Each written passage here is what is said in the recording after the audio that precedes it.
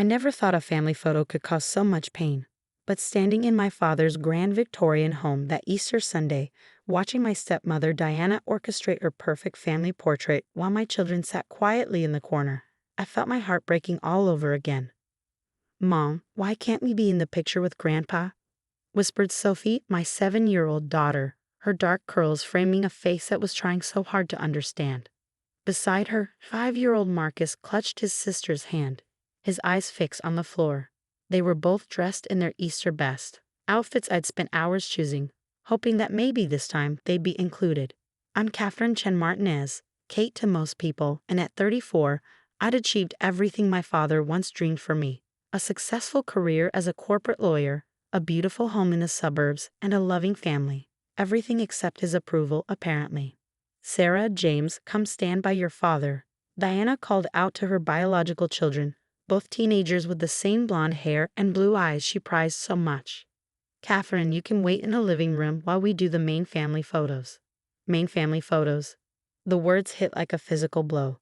3 years of this. 3 years of watching my children be pushed aside, excluded, labeled as other because their father was Hispanic, and I had the audacity to fall in love outside the carefully curated whiteness of my stepmother's world. "Actually," I said, straightening my spine and channeling every ounce of courtroom confidence I possessed, "my children are part of this family too. They're Dad's grandchildren, whether you like it or not." The photographer, a young woman who'd been setting up her equipment, glanced uncomfortably between us. My father, Charles Wilson, prestigious judge and pillar of Boston society, stood frozen by the fireplace, his face a mask of careful neutrality. He perfected that look over the years, the art of watching without intervening, of letting Diana run the show while pretending not to notice the hurt she caused. "Catherine," Diana's voice dripped with false sweetness, "we've discussed this. The photos are for the Historical Society's annual report. As chair of the board, I have a certain image to maintain. Surely you understand." "What I understand," I replied, my voice steady despite the rage building inside me, "is that you're teaching your children it's okay to discriminate. Is that the image you want to maintain, Diana?" Sarah, my 16-year-old stepsister, had the grace to look uncomfortable. James, 14 and already mimicking his mother's prejudices, smirked. The tension in the room was thick enough to cut with a knife. "That's quite enough." My father finally spoke, his judge's voice brooking no argument. "Catherine, don't make a scene. Not today. Not today. Not any day." That had been his mantra since marrying Diana 5 years ago, after Mom died. Don't rock the boat. Don't challenge Diana's traditional values. Don't remind people that his first wife, my mother, had been Chinese American, and that his own daughter wasn't the perfect WASP princess his new wife wanted. I felt my phone buzz in my pocket, probably Miguel, my husband, checking in. He wanted to come today, but I convinced him to stay home. "It'll be easier," I'd said, not wanting him to face Diana's thinly veiled racism. Now I wish she was here, his steady presence a shield against this carefully orchestrated exclusion. "Come on, kids," I said, reaching for Sophie and Marcus's hands. "We're going home." "But Mom," Sophie protested, "what about Easter eggs? Grandpa said we could hunt for eggs in the garden." "Another time, sweetheart. The lies we tell our children to protect them from ugly truths." "I'll let them stay for the egg hunt," Diana said magnanimously. "They can play in the garden while we finish the proper photos and have our family brunch." Something in me snapped. Maybe it was the way she said proper. Maybe it was seeing my children's hopeful faces, still too young to fully understand the cruelty being inflicted on them. Or maybe it was just 3 years of swallowed anger finally boiling over. "No," I said firmly. "My children aren't your props to be hidden away when inconvenient. Dad, I really thought, you'd be different. That you remember how Mom felt when people treated her this way. But you're worse, because you're letting it happen to your own grandchildren." The mention of my mother hit him like a physical blow. I saw it in the way he flinched, the way his hand tightened on the mantelpiece. "Good. Let him remember. Let him feel something." "Katie," he started, using my childhood nickname, but I cut him off. "Save it. We're leaving. Come on, kids." As I guided Sophie and Marcus toward the door, Deanna's voice rang out, sharp and triumphant. "Well, if you're going to be dramatic about it, perhaps it's best you don't come to family events at all. We don't want your kids in any family photos or family gatherings. for that matter. It's clearly too complicated. I turned back, meeting her eyes. Complicated? No, Diana. Racism isn't complicated. It's just ugly and small, like you. The silence that followed was deafening. Sarah's mouth dropped open. James stopped smirking. And my father still said nothing. Mommy? Marcus tugged at my hand. Are we in trouble? No, baby, I said loud enough for everyone to hear. We're just leaving a place where people have forgotten what family really means. We were halfway to the car when I heard footsteps behind us. Kate. Wait. It was Sarah, running down the driveway with something in her hands. You forgot your purse, she said, slightly out of breath. Then, lower, I'm sorry. Mom's wrong. I know she's wrong. I looked at my stepsister, really looked at her. Behind the perfect blonde hair and designer clothes, I saw something of myself at 16, desperate to fit in, to please, but increasingly uncomfortable with the cost. Thanks, Sarah, I said softly. If you ever want to talk. She nodded quickly, glancing back at the house. I should go. They'll be waiting. The drive home was quiet. In the rearview mirror, I could see Sophie and Marcus whispering to each other, probably trying to make sense of what had happened. My phone kept buzzing, texts from my father, no doubt, trying to smooth things over, as he always did. Miguel was waiting when we got home, his face darkening as he took in our early return and my expression. May amor. What happened? I waited until the kids were upstairs changing before I told him everything. He listened, his jaw tightening, hands clenched into fists. Enough, he said when I finished. No more. They don't get to treat our children like this. I know, I whispered, letting him pull me close. I know. Later that night, after the kids were asleep, I sat in my home office, staring at my phone. The text from my father remained unread, but there was another message, this one from my grandmother's old lawyer, Herbert Goldman. Need to speak with you urgently regarding your grandmother Wilson's estate. New information has come to light. Please call first thing tomorrow. I stared at the message, remembering my grandmother, my father's mother, who had died 6 months ago. She had always been kind to my children, despite Diana's influence. What new information? The estate had been settled, hadn't it? As I got ready for bed, I couldn't shake the feeling that tomorrow would bring changes none of us could predict. I was right, but not even I could have imagined just how much my family's perfect facade was about to crumble. Get some sleep, Miguel said, pulling me close. Tomorrow's another day. Another day indeed, and as I drifted off, I couldn't help but smile, thinking of Diana's face when she realized that her perfect family photo wasn't just incomplete, it was about to become irrelevant. What I didn't know then was that Grandma Wilson had left one final surprise. One that would turn Diana's carefully ordered world upside down. Sometimes justice comes in unexpected ways, and sometimes the best family photos are the ones that show the truth, not the pretense. But that would have to wait until tomorrow. For now, I held my husband close and thought of my beautiful, perfect children sleeping down the hall. They were worth fighting for. They were worth everything. And tomorrow, I would make sure my entire family knew it. The next morning dawned bright and clear, a stark contrast to the storm brewing inside me. I'd barely slept, Herb Goldman's message playing on repeat in my mind. What could be so urgent about Grandma Wilson's estate after 6 months? I waited until 8:30 a.m. sharp before making the call, pacing in my home office while Miguel got the kids ready for school. Catherine, thank you for calling promptly.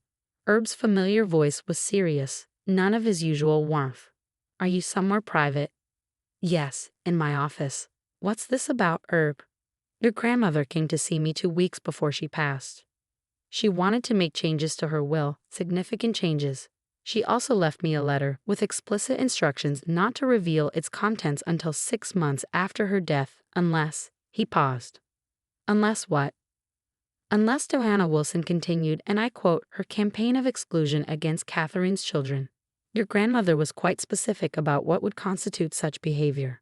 My hand tightened on the phone. The family photos yesterday. Yes. Sarah called me last night. That surprised me, Sarah. She's been keeping me informed, at your grandmother's request. Catherine, your grandmother knew exactly who Diana was, and she put safeguards in place. The will that was read 6 months ago, it wasn't complete. I sank into my office chair. What do you mean? The Victorian house, the family trust, the substantial investment portfolio, they weren't actually transferred to your father's control. Your grandmother left very specific conditions. I need you to come to my office. Today, if possible. Bring the children. The children? Herb, what's going on? Trust me, Catherine, and don't tell your father or Diana you're coming. 2 o'clock. After hanging up, I sat there stunned until Miguel knocked on the doorframe. My amor, the kids are ready for school. I looked up at my husband, his strong features softened with concern. Can you work from home today? Something's happening with Grandma's will. Herb wants to see us, all of us, at 2. Miguel's eyebrows rose. All of us, including the kids. Yes, and we can't tell Dad or Diana.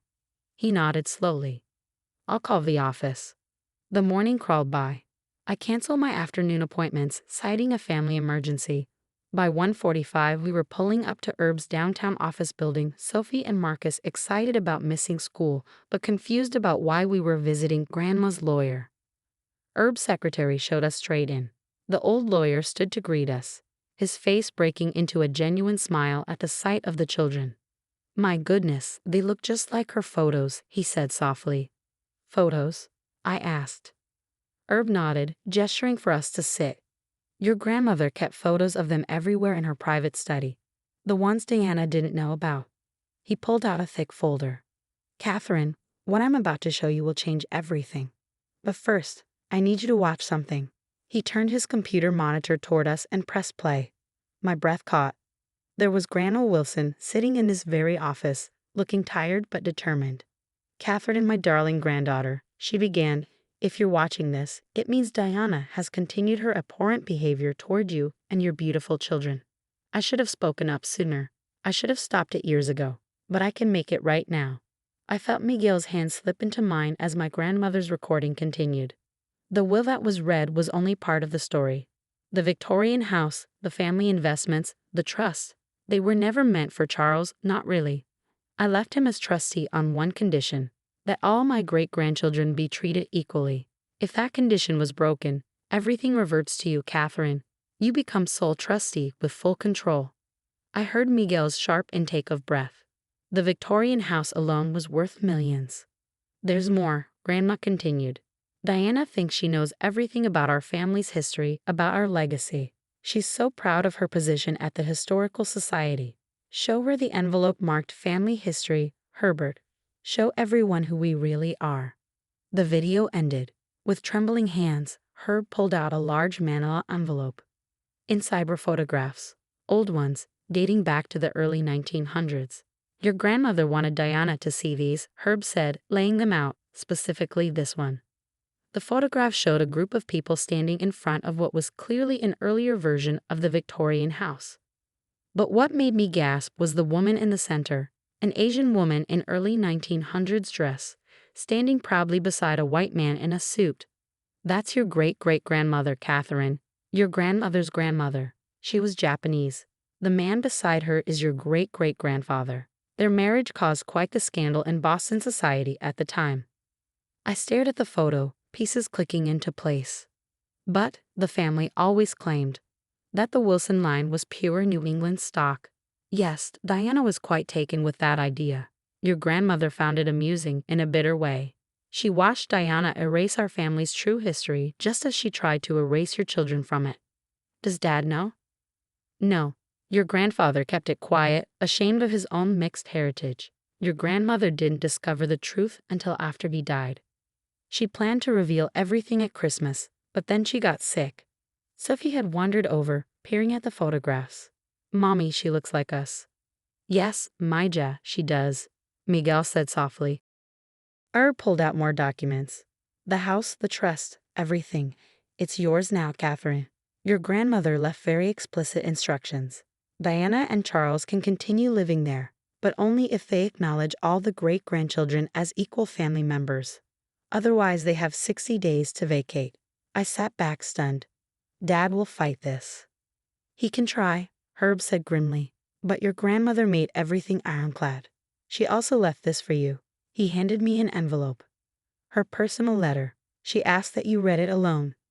I tucked the letter into my bag, my mind spinning. What do we do now?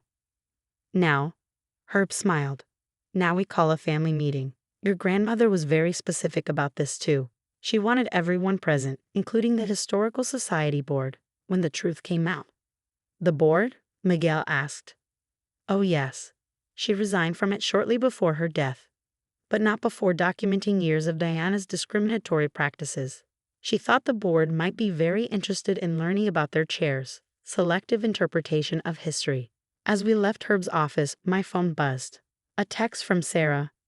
Mom's planning a big historical society fundraiser at the house this weekend.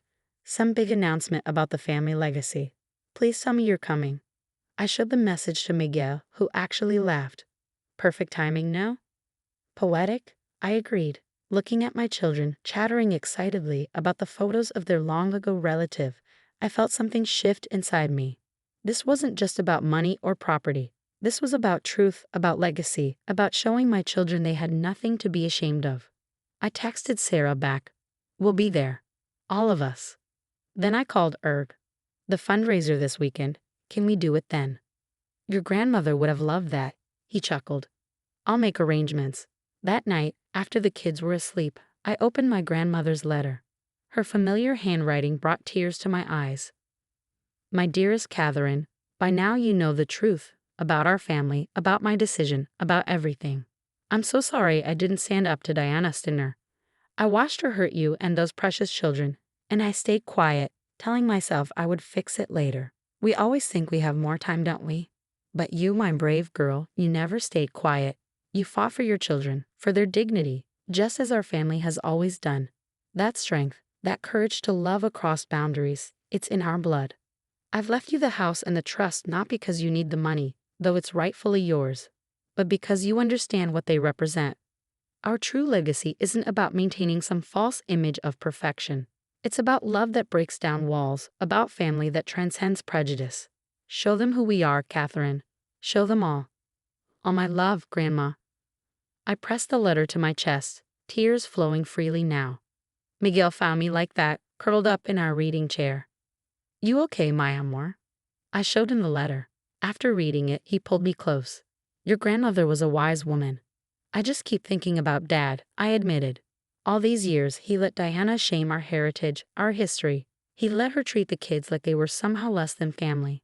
And the whole time, he was denying his own history, Miguel finished. Question is, what will he do now? I thought about my father, about his careful neutrality, his practiced silence. He'll have to choose, really choose this time. And Diana? I smiled, thinking of the Historical Society fundraiser. Diana's about to learn some real family history. As I fell asleep that night, I held on to Grandma's words. Show them who we are. And I would. Oh, I would. The day of the Historical Society fundraiser arrived with perfect spring weather. Diana couldn't have ordered a better backdrop for her carefully orchestrated event. Little did she know, the perfect facade she built was about to shatter. I dressed with particular care that morning, a deep blue silk dress in my mother's favorite color. Sophie wore a beautiful floral dress, while Marcus looked handsome in his little suit. Miguel, striking in a charcoal gray suit, adjusted his tie in the mirror. Ready for this? He asked, meeting my eyes in the reflection. As ready as I'll ever be, I replied, tucking Grandma's old photographs and Herb's documents into my designer clutch. We arrived at the Victorian house precisely at 2 p.m., just as the other guests were starting to filter in. Diana had outdone herself with the decorations. The garden was transformed with white tents, flowers everywhere, and enlarged Wilson family photos displayed on elegant easels, all showing the carefully curated version of our family history, of course. Sarah spotted us first, her eyes widening as we approached the entrance. She hurried over, looking nervously over her shoulder. Kate, I didn't think you'd actually come. Mom's going to have a complete meltdown. I finished for her. Count on it. Diana's voice cut through the garden chatter like a knife. Catherine, what are you doing here? She strode toward us, perfect in her cream designer suit, her face a mask of controlled fury. This is a private event. Actually, I said smoothly, as a Wilson, I have every right to be here. And look, here comes Herb Goldman with some interesting documents about our family legacy. Diana's head whipped around to see Herb approaching, carrying his briefcase. Behind him, I spotted several members of the Historical Society board, including the president, Victoria Hampton. "Diana," Victoria called out, "I understand there's some new information about the Wilson family history. Herbert was quite insistent we all be here for this." I saw the moment panic flickered in Diana's eyes. I'm not sure what you mean. We're here to announce the summer preservation project and to celebrate the true Wilson family legacy," I finished. "Dad, you might want to join us for this." My father had been standing frozen by the tent entrance. Now he moved forward slowly, his face unreadable. "Katie, what's going on?" "Story time," I announced, loud enough for the gathering crowd to hear. "Since Diana's so interested in preserving family history, let's talk about great-great-grandmother Sakura Wilson." Diana's face went white. "What are you talking about? The Wilson line is pure Boston society." I pulled out the old photograph. "This might change your perspective." Victoria Hampton took the photo, her eyebrows rising. "Is this authenticated?" "Fully," Herb confirmed, pulling out more documents. Along with these, detailed family records, letters, and documentation of how the truth was selectively hidden over the years. The crowd pressed closer, murmuring as the photograph was passed around. I saw recognition dawn on face after face, the undeniable evidence that the Wilson family's pure legacy was anything but. "This is absurd," Diana sputtered. "Charles, tell them." But my father was staring at the photograph, his hand trembling slightly. "She looks like Mom," he whispered. "I always wondered why there were no old family photos in the house when I was growing up. Dad said they were lost in a fire, but they were hidden," I finished. "Because your grandfather was ashamed of his own mother. Just like you've been ashamed of yours, of me, of my children." The silence that fell was deafening. Sarah had moved closer to us, her face a mix of emotions. James hung back, looking uncertain for the first time I could remember. "Mrs. Wilson," Victoria Hampton said crisply, "as chair of the Historical Society, you've been quite vocal about maintaining certain standards, about preserving what you call traditional family values. In light of this revelation, this changes nothing," Diana cut in desperately. "The Wilson family's contribution to Boston society includes a proud history of breaking down racial barriers," I interrupted, "of love that crossed boundaries, something Grandma Wilson wanted everyone to know." Herb stepped forward. "Which brings us to the other announcement, regarding the ownership of this house and the Wilson Family Trust." Diana's head snapped up. "What?" "The conditions of Eleanor Wilson's will were quite specific," Herb continued, his voice carrying across the now silent garden. "The property and trust were to remain under Charles's control only if all her great-grandchildren were treated as equal members of the family. Given recent events, particularly yesterday's photographic exclusion, control now passes to Catherine Chen Martinez, effective immediately." The shock rippled through the crowd. I saw my father sway slightly, reaching for a chair. Diana's face had gone from white to red. "That's impossible. Charles, do something." But my father was looking at Sophie and Marcus, really looking at them, perhaps for the first time. I saw something crumble in his expression, the careful wall of denial he built around himself.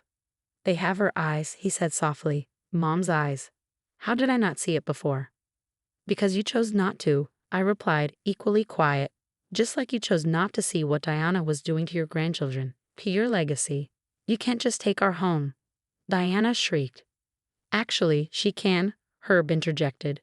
"Though there are conditions under which you could stay." "What conditions?" my father asked, still not looking away from his grandchildren. "Full acknowledgement of all family members," I said. "No more exclusion. No more pretending." "And Diana steps down from the Historical Society board." "Absolutely not." Diana started, but Victoria Hampton cut her off. "Actually, Diana, your resignation would be appropriate. The Historical Society's mission is to preserve true history, not a sanitized version of it." The afternoon dissolved into chaos after that. Diana stormed off, James trailing behind her. Sarah stayed, asking question after question about our Japanese ancestor. The Historical Society board members were fascinated by the documents, already planning a new exhibit about Boston's multicultural history. And my father finally did what he should have done years ago. He knelt down in front of Sophie and Marcus. "I'm so sorry," he said, his voice rough with emotion. I've been a terrible grandfather and a worse father. Katie, can we talk? I looked at my children, then at Miguel, who nodded slightly. Yes, I said. We can talk, but things will be different now. As the sun set over the Victorian house, our house now, I watched Sophie and Marcus playing in the garden, their laughter carrying across the lawn. Sarah sat with them, teaching them a clapping game she'd learned at their age. You okay? Miguel asked, bringing me a glass of champagne. Better than okay, I replied. Grandma would have loved this. The truth setting everyone free. That, and Diana's face when she realized her perfect family photo op turned into a history lesson she didn't want.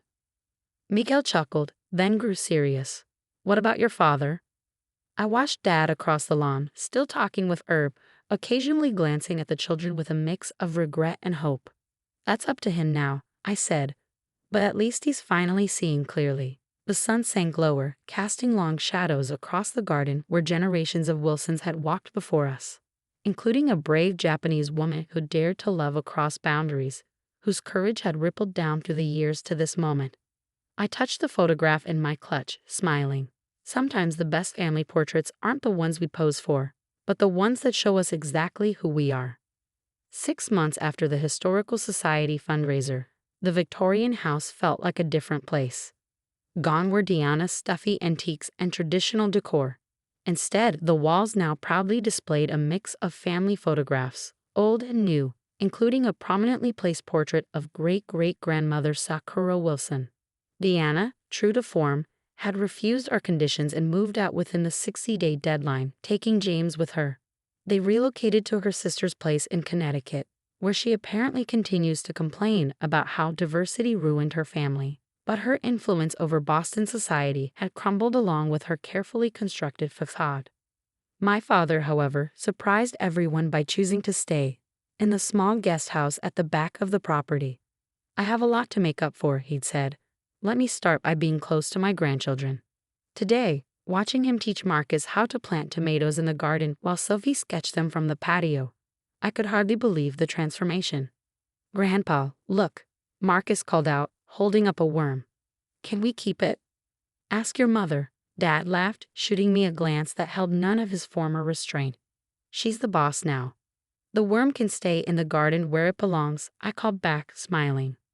Sarah, who'd moved into the main house with us after finally standing up to Diana, came out carrying a tray of lemonade. At 17, she blossomed once freed from her mother's toxic influence. She even started a diversity and inclusion club at her private school, using our family history as a launching point. The Historical Society called again, she announced, setting down the tray. They want to expand the exhibit about Sakura. Apparently, it's their most popular installation ever. Miguel joined us, fresh from a conference call. Better than Diana's traditional Boston Families showcase. Much better, Sarah grinned. They had to add extra visiting hours. The sound of a car in the driveway drew our attention. Herb Goldman stepped out, carrying his familiar briefcase. Quarterly trust meeting, Dad asked, brushing dirt from his knees as he stood. Among other things, Herb replied mysteriously. We gathered in what used to be Diana's formal sitting room, now transformed into a comfortable family space. Herb opened his briefcase and pulled out a stack of papers. First, he began, the trust is performing exceptionally well under Catherine's management, but that's not why I'm here. He paused, pulling out an envelope. This arrived at my office yesterday from Diana's lawyers. My stomach tightened. What does she want now? To apologize, apparently. The room went silent. Sarah dropped her glass of lemonade, fortunately onto the new spill-proof rug. She what? Dad asked. Herb handed me the letter. It seems James had a DNA test done for a school project. The results were enlightening. I scanned the legal document, then burst out laughing. Miguel read over my shoulder, his eyes widening. It turns out, I managed between giggles, that Diana's own family tree includes Korean ancestry from her maternal grandmother. James did the test without telling her. When the results came back, well, let's just say her worldview took quite a hit. Sarah started laughing too. You mean Mom's been? Oh, this is too perfect. The letter includes a formal apology and a request to begin healing the family divide. Herb continued, trying to maintain his professional demeanor but failing to hide his smile. Dad shook his head, chuckling. The universe has a sense of humor after all. Looking around at my expanded, beautifully blended family, I couldn't help but agree. Sophie and Marcus were now teaching Sarah how to draw with their new art supplies. Miguel and Dad were discussing plans for expanding the vegetable garden. And there, watching over us all from her photograph, was Sakura Wilson, whose courage had set this all in motion generations ago. "What should we do about Diana's letter?" Dad asked quietly. I thought about it, watching my children play. We accept the apology, I decided. But on our terms. No more hiding, no more shame. If she wants to be part of this family, she has to accept all of us, exactly as we are. Speaking of family photos, Sarah piped up, "The holiday cards need to be ordered soon, should we?" "Yes," I said firmly. "Send her one. Show her exactly what she's missing." 2 weeks later, we took that holiday photo, all of us together in the garden, including Dad, Sarah, even Herb. Sophie and Marcus front and center, their beautiful mixed features shining with happiness. We sent copies to everyone, including Diana. Her response came in the form of a small package. Inside was a photo I'd never seen before, of her own Korean grandmother, along with a note that simply read, "Perhaps we all have some learning to do." It wasn't a perfect ending, real life rarely is, but as I added that photo to our growing wall of family history, I realized something. Sometimes the strongest families are the ones that have been broken and rebuilt, made stronger by the very things that once threatened to tear them apart. "Hey," Miguel called from the kitchen, "who's ready for dinner?" As we gathered around the table, this beautiful, complicated, multicultural family of ours, I caught a glimpse of our reflection in the window. It was better than any posed portrait Diana could have ever arranged. It was real. It was us. And it was perfect.